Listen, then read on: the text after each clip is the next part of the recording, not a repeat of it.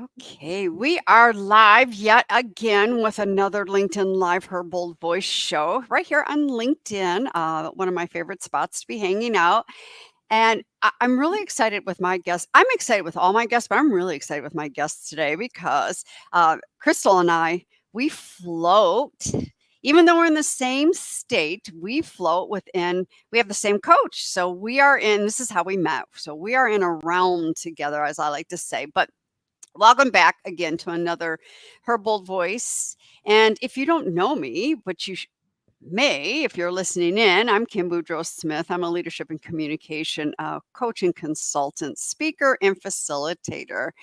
And like I said, I'm so excited that you all are joining us here today to meet my amazing, fascinating guest. She's going to be sharing how she claims her bold voice in moments and grows and accelerates. And she's got this really cool thing that I'm excited to learn about as well. So, without further ado, and before I even bring you on, Crystal, and set your bio, for those of you who are joining us live and listening in, and you post comments, we are not ignoring you. I promise I will come back around and answer those comments on my LinkedIn profile after the show. If you ask a question, I will address it. I do this specifically to stay focused on my guests. So please don't think we are ignoring you. So, my guest today is Dr. Crystal Frazee, is an executive coach, a keynote speaker, and the creator of Attuned Leadership. Her mission is to teach women leaders to navigate the invisible gendered barriers they face that traditional leadership and business development overlook. Her work and its results stand out because of the way she blends her expertise in women's integrative health, leadership, gender studies, and semantics to transform company culture within organizations so women thrive at all levels, and to coach executive women leaders to reach their desired success without compromising their satisfaction or burning out. And Crystal, first of all, welcome and thanks for being here with me today. I greatly appreciate it. And your bio, just in those couple of sentences, just summed it up all in a nutshell, because it's interesting how women, it's like almost an either or on how we live, when we can have a both and not get down into burning out, losing ourselves, get sick, which I was one of those corporate women at one time. So I'm really excited to really dive in here. Yeah. I mean, and really, this is an aside, but there's a lot of talk about how different generations of workers have different mindsets. And what I'm really hoping is that, and I don't agree with any of this, but the younger generations are more lazy or don't want to work as hard, or those types of statements that I've heard. I think they actually have higher standards of their well-being, and I'm hoping that as they come up through that, we'll see continued changes. But right now, when I speak with women who are mid-stage or late stage in their career, like executives and business founders, basically directors and above, I suppose. And I ask, what's your biggest challenge, really? And they don't use these words, but they boil it down to two things. They don't tell me that it's industry specific, like I don't understand how to move this initiative forward, or I'm not sure how in my industry to reach this goal, right? It's really that they want to be able to fulfill the demands of their role, which has a lot of pressure and expectations, without compromising their well-being. That's the first category that everything kind of goes into. They don't want to burn out. And the second one is really how to manage the invisible challenges. And I call them invisible because we show up to work as if they're not there, but they're there, and they drain so much of our attention and energy and focus from the things we actually want to move forward. So, how they can manage their invisible challenges related to gender bias, whether that's coming from their team, executives, stakeholders, or somewhere else in the organization. So That's starting with that. That's interesting, those invisible, biases that we step into. We actually, I like to say, not to minimize this, Crystal, we wear it like my favorite pair of Athleta buttery yoga pants. It's so darn comfortable, but it's not. And what you were saying is how draining. It's more draining to embrace, fake it until fill in the blank. One of my least things, phrases that comes out of a lot of people's mouth is no faking it until whatever that is, and that people fill in the blank. But to be faking like that and pretend that we have it all together, and that, I took a shower this morning, did my hair, and my makeup is on, and I can go to work and look like that I'm Cheery Kim when I'm a chaotic, depressed, burnt out mess on the inside. So I'm curious, and I've been in that situation when I was in corporate myself, that chaotic mess, and then burnt out, and still staying in shape and working out Mhm. because my movement and exercise are non-negotiable. But does when someone experiences burnout, and I mean the depth of burnout, is it? How do I say this to you? Is it difficult to unravel, are my words, and step out of that? And is there lingering? It's almost like I have a cut on my finger, but Right. your cuts heal, and then there's a wound, a scar from that wound. So when we experience burnout, and I think there's more than just burnout. I think depression, anxiety, I think all Mhm. that pulls in there too. Mhm. Yeah. Do, does that scar ever totally heal when we experience something like that? So burnout is sort of a complex thing. I interact with business owners and other leaders regularly. Well, they'll say, "Well, last month I was really burnt out." And so I think it's a description that people use to say, "Oh, I had a really intense phase. I had a deadline. I worked really hard. My personal life was really demanding. My children had some intense needs," right? It's kind of this description that we use generically, but just to let people know that it actually has like a clinical definition. Mm. When we're actually burnt out, we feel unattached, we feel indifferent, we feel like nothing we can do is going to make a difference, right? It is a whole nother level in what's actually happening from an experiential perspective. And clinical burnout is an effect on all of our systems, our immune system, endocrine system, et cetera. And it actually takes 2 to 3 years to get out of. And so, I think that there's maybe an intensity scale of when we say burnout. So when we're in that level of burnout, we need support, and we need multiple kinds of support. Mhm. And we really have to figure out like who is driving this bus, because someone got me here. Someone inside, some voice got me here. I was tolerating too much. I was taking on too much. I was doing too much. And even in situations where maybe you're a sole provider with children, also taking care of parents and grandchildren and grandparents, right? Like the responsibilities and challenges can be quite immense, and also not our fault to bring us to that place. But still, we weren't getting help. We weren't saying no enough, right? There's still things that we can take from that. And when we say, like, is there a scar? If we don't change those underlying perspectives about our worthiness to decide for ourselves how to use our time, energy, and attention, then we will continuously be back on the brink of burnout if we recover.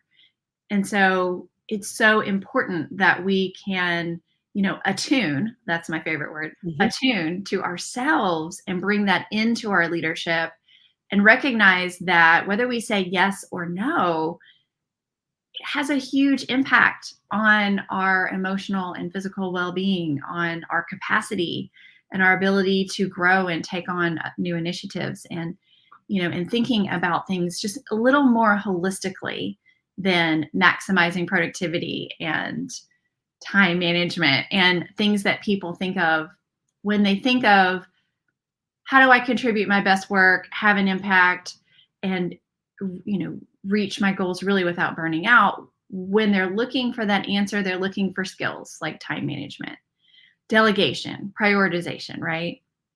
And those are things that traditional leadership would support, because traditional leadership kind of says to keep trying harder. Like more effort is going to get you where you want to go. But more effort, as we know as women, does not equal equity, right? It's not going to get us where we want to go. And for women of color, of course, we know that it's a total lie. So yeah, I think we need something new. We need, when we're feeling like we're pushing and pushing and pushing and we're trying to get ahead, we're trying to communicate something, we're trying to show our value, we're trying to reach our goals, we need more tools in our tool bag than I think we've been led to believe, specifically as women. And some of the things we were talking about at the beginning around gender bias, you know, the likability trap is a statistically real phenomena where, you know, it's a real slippery slope depending on your industry and your particular organization and your department, you know, how you need to show up so that you're not seen as too assertive, so that you're not seen as too nice, too much of a pleaser. Because if you're too assertive, you have what it takes, but you can't get the buy-in and trust. And so you won't be put in that ultimate position of leadership. And if you're too nice and there's too much pleasing going on, you're not seen as having what it takes to begin with. And for a man to step into a position to use assertive language, it's like, wow, he's really commanding control. We like that. And if a woman says the exact same thing, she is criticized. And even among women, there is an unconscious level of distrust of that assertive tone. And same thing with the more pleasing tone. And so it's really challenging to figure out how to show up to be authentic and reconcile that this is happening. So it's like there's two things going on. One is, how can I be more aware of what I'm really facing, the bias that I'm really facing here? And how can I be more authentic and present as I'm really feeling? And I think that that's important. And I'll stop talking here because I kind of went on a rant. But because I think women don't like confidence. Like, you know, you see all the headlines say they like confidence or competence. That's not it. It's that women are tired of or fearful of the backlash of the constantly moving target and never getting it right. Yeah. So that kind of. We've got dual, double mixed messages coming at us as women, especially women leading in organizations, or even women that are emerging to step into leadership positions. It's like, okay, if you go over here and be assertive, and I want everyone to understand, assertiveness is one of my favorite words. And there's the same letter of the alphabet, aggressive. We're talking assertive. There's a difference. Yeah. And that assertiveness does not relate to being bitchy, like an aggressive can be relating to be whatever, you know, words relate to that. But that assertiveness, if we're assertive over here, then, you know, oh, you're not mad, it'd be right for that position, just a little too edgy, a little bit too much, a little bit to this, a little bit, all that.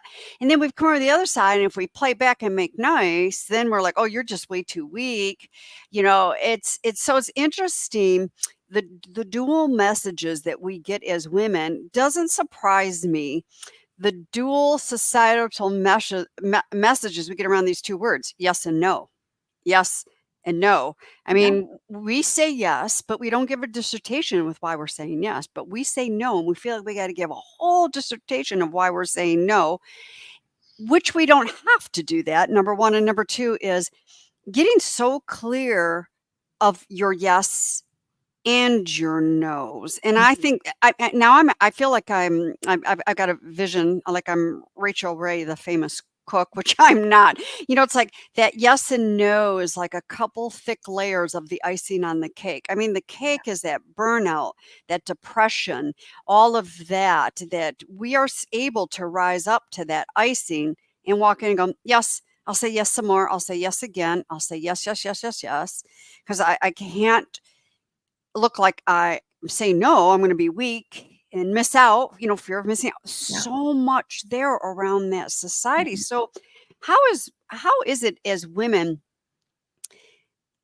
and any woman, people, women like you and I that are driving, we're high achieving, we're driving businesses, and women that are, I call them my counterparts. I need them. I feel like we all need them in organizations that are expanding ceilings, walls, Mhm. call it whatever you want. How can they take that first step to avoid the burnout? And this fancy dancy flashy word authentic, because it's thrown around like it's going out of style, and really claim their authenticity and be them, be themselves. Yeah, I think really, I mean, so with my client work, there's really 4 steps, and maybe that's a relevant way of answering this. But think of that great image that you created, of a flame, and that you have your own flame, and your sole job in your career is to keep it lit. And with every yes that you dish out, if you don't actually have that energy and that capacity, your flame gets more dim. What helps have a great, bright, burning flame? Having capacity to do the work that you do, have it be enjoyable and fulfilling, which means Mm. having the resources, having the clarity for how to fulfill it, and then also having time for recovery to balance that out. So, I think that the first thing that I like women to do is what I call anchor. And that's really, depending on if you feel like you're in burnout, if you feel like you're in depletion, in a state of depletion, chronic fatigue, or chronic anxiety, or showing up to work every day and ruminating about something that happened, or something that's going, you're working on and how to move it forward, right? All those things, you need to anchor yourself, and we need to replenish. And so, in that regard, it's, getting really high quality sleep, looking at what your nervous system is doing. Is it staying on high alert all the time? What can we do to make it so it's a little more flexible, right? All the things that really ground you in your physical body. The second step is kind of relative to your question, and that's acknowledge. Once we have like a place of stability, then we can go and like peel back some layers, Mhm. because we have to ask, where did this learning come from? Did it come from family of origin, community of origin, culture, workplace learning, from my partner's family, right? Where have I adopted all of this messaging? And so much of it is non-verbally communicated. For me, it's, I'm from the South. I call myself a recovering Southern Belle, and it's not having any role models who were self-advocating. They always said yes. They were always giving, nurturing, polite, selfless, beautiful, right? All of these things. And I don't really have memories of them saying, no, that's unacceptable. Or no, I'm not able to do that. Wish I could, but can't.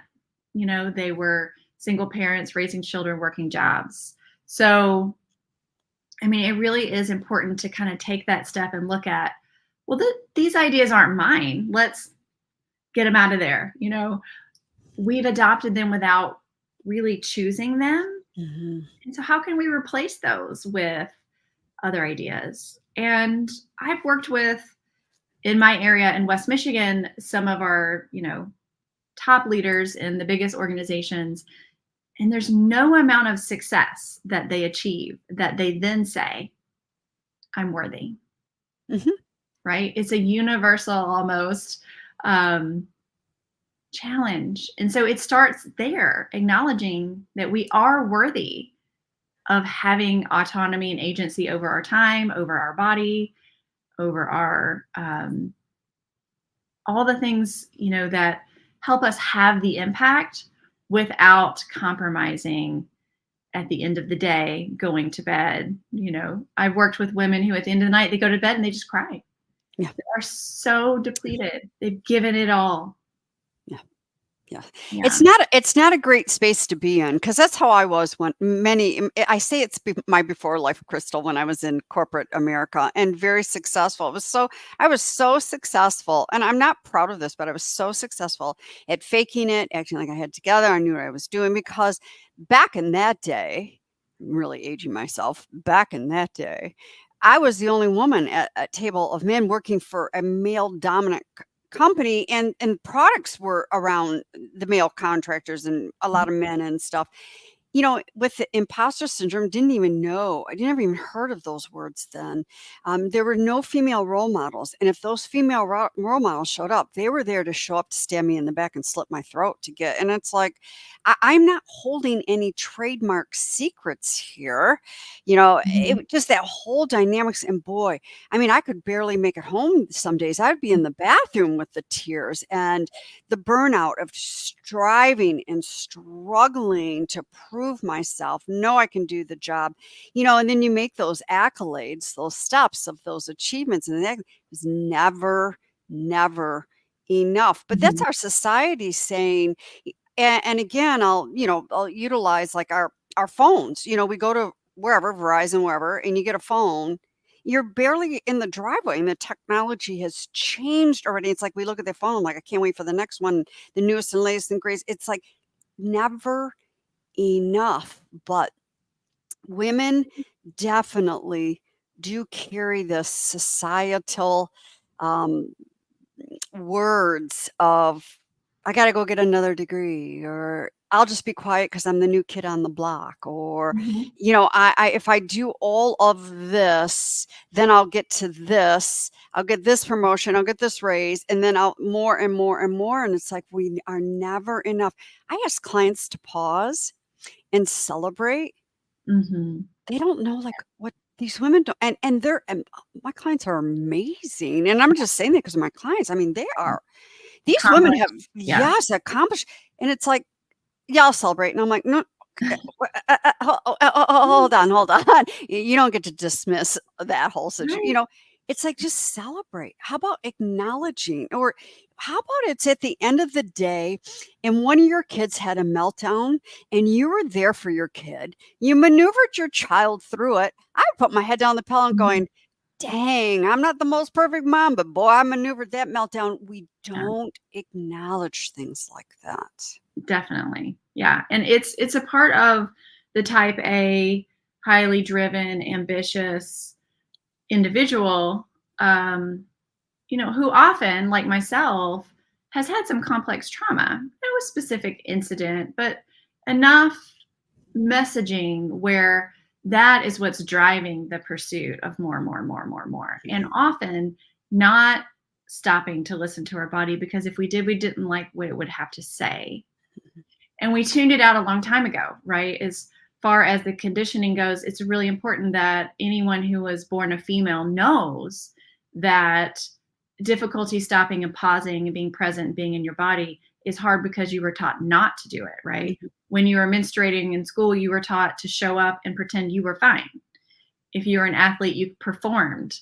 When you were catcalled, you just and ignored how absolutely violated you felt, right? If there were microaggressions in the workplace, you tried to let it roll off, Hmm. right? And so we're constantly taught when our boundaries are crossed to do nothing. Yeah. So it really is learning it for the first time, I believe, for many women. And if you feel like inside you're a car and the pedal is being pushed down and you're accelerating at 80 miles an hour, and you just have this like internal engine that's humming, like you're like from one thing to the next, you can't single task, you got to multitask, right? Your nervous system is moving really, really, really, really amped up. And so the goal isn't to stop and go to zero, right? The goal may be to go to 60 miles an Mhm. hour and just see what can happen there.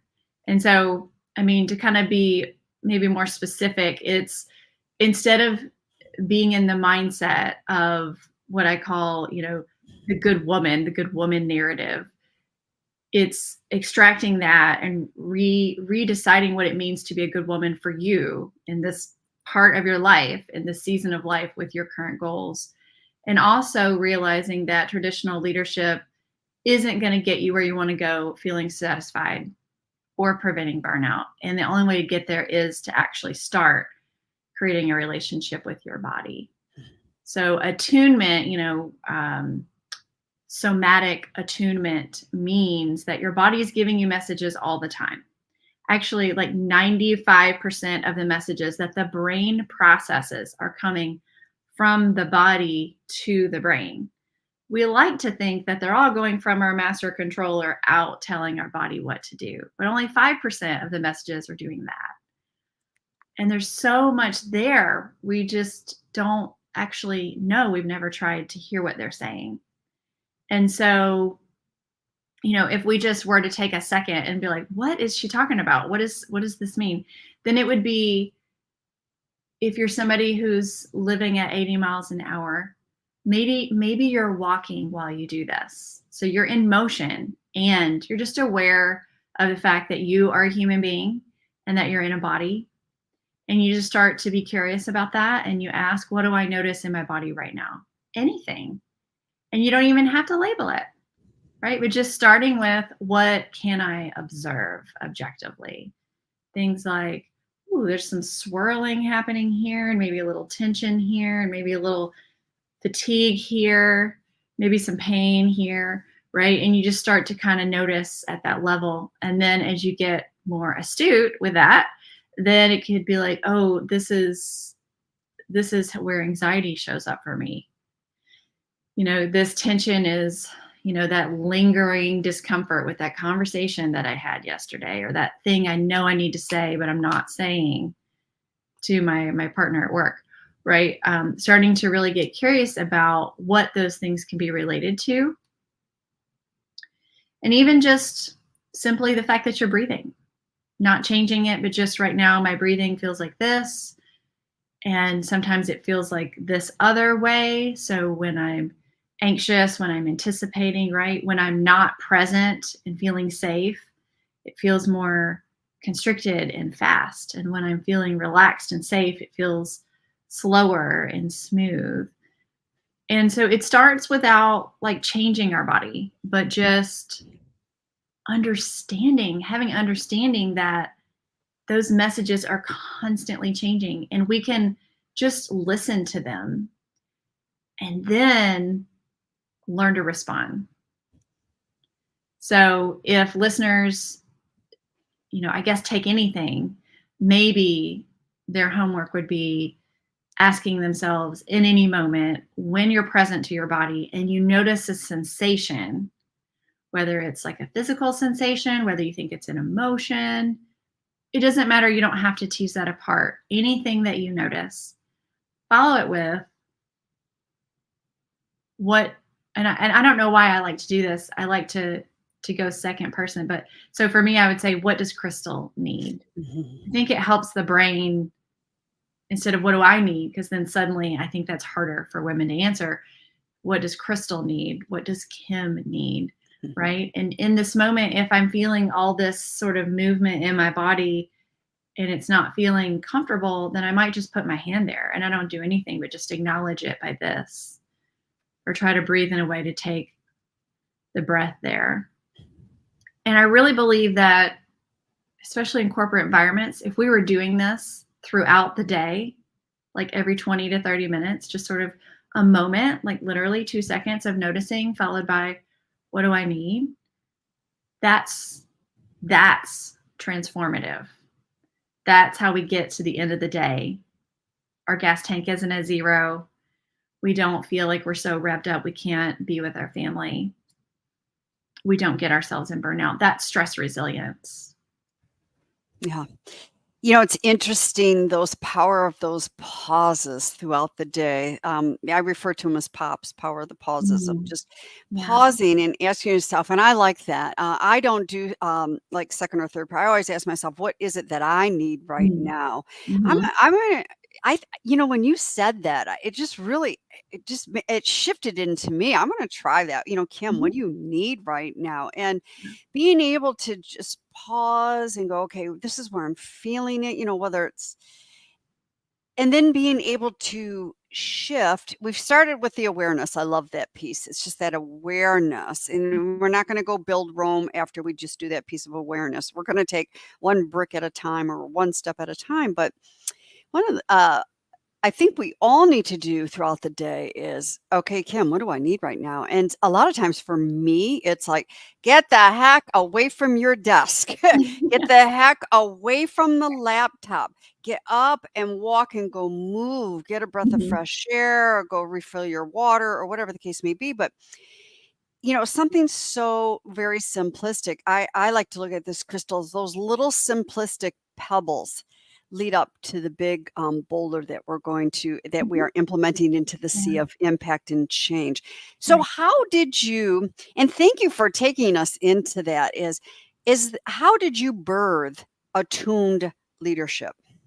Oh, goodness. Well, yeah, I think, like I mentioned, I have my own history with complex trauma, generalized anxiety, and that led me to a great interest in somatics and how the body works. And so, from an Eastern perspective, I am a certified yoga therapist with the International Association of Yoga Therapy, and sort of a contributing pioneer in that way in teaching. I'm on faculty for various programs in their curricula for what that is.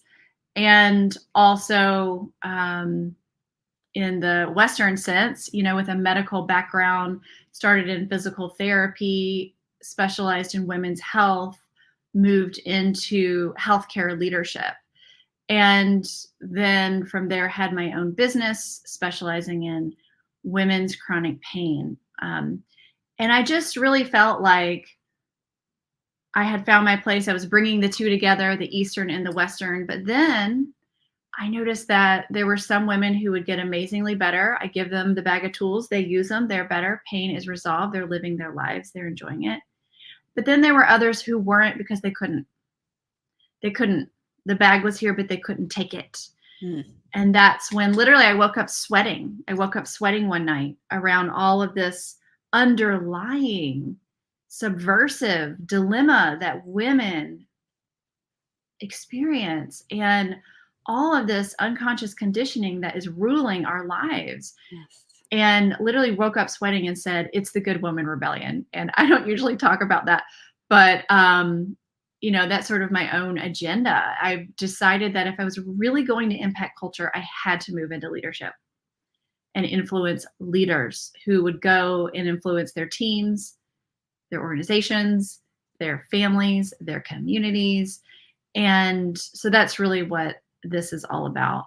And I've had my own burnout experience. Hmm. So it's really how I've recovered from that and prevent myself from ever getting there again, for sure. It's not it's and no pun intended or no smart Alex on my behalf. It's not a fun place to be. I mean, I've been Yeah. there and it's a tough hole to climb out, and not as you're halfway climbing out of the hole, there's possibilities of slipping back down with that burnout, and I like to add on along with that burnout is that depression. It's just not a great place to be. So Yeah. share with me. Oh, in fact, before I go into the next question, and Mhm. we've got about another 10 minutes left, is please share with everybody how they can get in touch with you. Would it be okay before I do that if I share just a couple more examples for listeners? Yeah, So absolutely. when Kim asked me about coming on the show, and I was thinking about it, and how I am living boldly, like how do I own my bold? What do I want to say to you all about that? I really want to say that it can be very simple. That you can implement what we're talking about, and it can be really simple, and it can be very bold and powerful. And what people tend to do when they come into my world, and I'm talking about, extreme situations, like they were hospitalized for 3 days at the age of 48, thinking they had a heart attack, but it was stress related. Um, or, a president of a company that just cannot get her board behind her. It seems like they're against her and is just completely flattened by that. Right. So for me, it's everyday decisions. Everyday decisions. You open your Google Calendar and you look at it and you notice how it makes your body feel. Mhm. It is the yes and the no that Kim was talking about. So when someone says, Kim says, "Hey, can you come on my show? I'd love to have a conversation." I stop before I say yes or no. I'm just using this as an example, Kim. It was a yes right away, but I should stop and just notice and be curious. Does my body have something to say? Because it's interesting. Normally, it can give us signals that are clear as night and day, yes and no. And if we're not sure and we answer in the moment and we wait and we listen, then usually it'll tell us then. Because if we said yes, but we meant no, there are signals. Your body is in stress. Okay. If you said yes and you meant yes, like there's a softening to that. Mhm. So think about your work schedule. Think about throughout the day how you're listening for signs of fatigue. Do you need a 2-minute break? Do you need a 5-minute break? Do you need to go get some water? Do you actually have to pee? Right? If you can, before you make any commitments, just make a new rule with yourself to experiment with, giving yourself 48 hours before you say yes to anything. Just say, "Oh, that sounds great. I'm going to have to sit with it. I'll get back to you in 48 hours." That's it.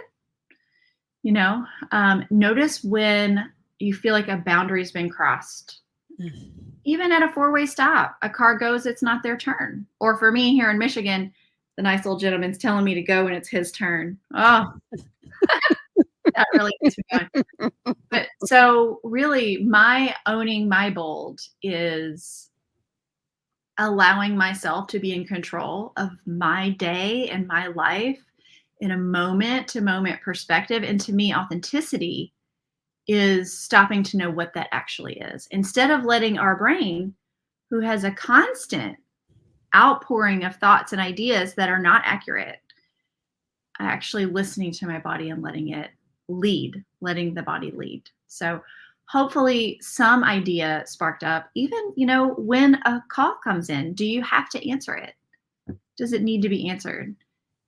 Do you need to check your email now? Is it a need? Be in your body and just notice what's happening. So hopefully some of those are helpful. Those some of those are very helpful, and that, by the way, was one of my next questions. So Oh, you're on the same page with me, Crystal, and reading my mind. I'm absolutely loving it. That was fantastic, and I really like uh, the the meaning, the definition behind how you claim your boldness with the authenticity. And you're right. Yeah, I forget this, and I've had a lot of training around it, is everything goes this way. We don't go from here and then down. It's everything is flowing beautifully up. But again, we're conditioned that our mind, our thoughts are the dominator and the controller and the creator of everything, and it's not. Our body's what's feeding that, and mhm, then it's the next step is what we take to allow it. And mhm. again, it's so funny. The old man in Michigan going. I'm like going, no, I mean, I could just see it Yeah. now. It's like,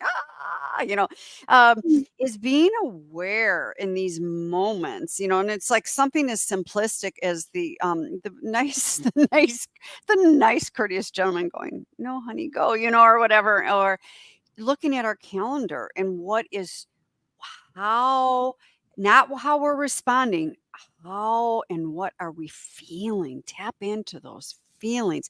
It's one of the hardest Mhm. things I can get women and Mhm. a couple Yeah. males, a couple men clients I work with is out of your head into your body. And I know with our Mhm. coach Lex, you hear her say that a lot. It's out of our heads, back down, and let's get Yeah. into the bodies because it's almost like we're a bunch of human beings walking around, bodiless. It's just we're Right. head, we're head, we're heady, we're head, whatever you want to call it. But Well, and the thing about that is co-regulation is really important. So if you are, just imagine what would happen in your organization if you were using something like attuned leadership, just listening to your body to Mhm, guide decisions, to manage the emotional temperature of your team, and to navigate times of high stress. Because whatever I'm feeling in here, even if I'm not communicating it, my nervous system will communicate to your nervous system. If I'm breathing in a shallow, rapid rate, it is an unconscious understanding that your nervous system is going to sense that and also feel less safe and more stressed. And so when I can listen to my body and respond and I show up with you, whether I am working beneath you or above you, right? I am having a more positive influence. And so really it's an opportunity to have this ripple effect, and co-regulation is the ability to do that. So important in leadership. Yeah, that's it. I not to minimize what you just said, and I love, I love the word co-regulation. It's we're all energy. We're Mhm. energy. So in other words, Crystal, if you showed up today and, high energy, I'm an ex-high impact aerobic instructor. I like to Mm. fly on those high Yeah. energies. But you know what happened at this point in my life? Flying on those higher energies, my central nervous system is kicking in. And then I'm going into frying zone. And then I can't, becomes very difficult for me for grounding. It's okay to have that energy, but Mhm. doing it from the body and making sure that you are grounded. Mhm. So yeah, I agree with you. Yes, we can step into energetic realms and really feed into what the other person is getting off. All right, now please share where everyone can get in touch with you. Sure. That made me think, and it was so relevant. I'm writing it down. Is that I think what you're speaking to is that there's a myth between I can either be ambitious or grounded, and I have to keep going or I have to stop. It doesn't work like that. We're both, Mhm, mhm, right? I'm never going to mhm. set my ambition down. I just want to be grounded and regulated as I move forward so that I live a long, happy, fulfilled life, you know? So, um, yeah, thank you for saying that because it kind of gave me that clarity around, kind of what's happening. So you can find me here on LinkedIn. My handle on all social channels is at Dr. Crystal Frizzy. My website is crystalfrizzy.com. I have a podcast called Attune Leadership for Women. The subtitle is Rewrite the Rules for Success and Satisfaction. Mm. And I really try to let it be a little more talk show style, really getting beneath the levels of conversation that my guests have had on any other interview, deep into what's beneath this unconscious bias conditioning and the solutions to get out of it. So definitely check that out on your favorite player, or it's on my website at crystalfrizzy.com/podcast. And I guess if it's okay to share, um, one other resource that's available is I have a really short but powerfully valuable download that's how to run your day without it running you. So if you start your day, you feel good, and then by lunch, you're like, this would be valuable. It's an audio training. It's a self-paced audio training with a few segments with a little workbook. And you can get that at crystalfrizzy.com/run your day. Mm. Love it. I highly recommend everyone get right on over there and then download that. That is a very beautiful gift to be giving everybody, Crystal. I appreciate that. Thank you. And in fact, I'm going to run over there and go get one of my own because I can always use a refinement in Yeah. my attuned leadership. Just those Mhm. reminders throughout the day, or maybe something I've been doing, and let me try it a different way and take it up another level for myself to get even more grounded. So, wrapping up the show, last words, your last bold words for everybody that is listening. I would just like you to be curious and ask yourself what might be possible if you were to listen to your body, let it join you in your leadership as you are making decisions, as you are communicating, and as you are thinking about moving forward with your life. And, I would love to hear ideas, thoughts, and barriers, challenges to that so that I can help point you in the direction of resources to overcome them. Because from what I've experienced with myself and the clients that I've coached, is that it is the transformative missing ingredient, is that when we can marry all of the business skills and leadership and all the acumen and industry specifics with embodiment and the ability to always be your own compass, that it is a powerful way for women to move forward and knowing you can handle anything that comes your way. Any tone, any comment, any judgment, any bias, you have a response and it's not going to deplete you. Mhm. I love that. We have a response and it will not deplete you. That you still come out of that response energetic, being able to walk one foot in front of the other so that when you hit the pillow tonight, you're not fried out, central nervous system on overload, and it's like, day's over. I mean, it's okay to be normally tired, but not that forced from jiving and grinding exhaustion. Oh my God, Crystal, I really don't want to end, but it's 45 minutes in, and I know you and I both have other agenda things on our day today. I really don't want to end. And boy, this is something I could go on and talk with you forever. But thank you so much for embracing my invitation to be on the show today. I really, Yeah. really appreciate it. Thank you. And thanks for anyone who has listened for the 45 minutes. Hopefully, it's been valuable for you. Yes, and I'm sure it has been. Thank you, everyone, for joining us. Meet me right here next week, same time, same place, for another amazing guest on Her Bold Voice. Get out there, make it a great day. Oh, and if I may borrow Crystal's words, take that one step to that attuned leadership of yourself. Thank you, Crystal. Bye.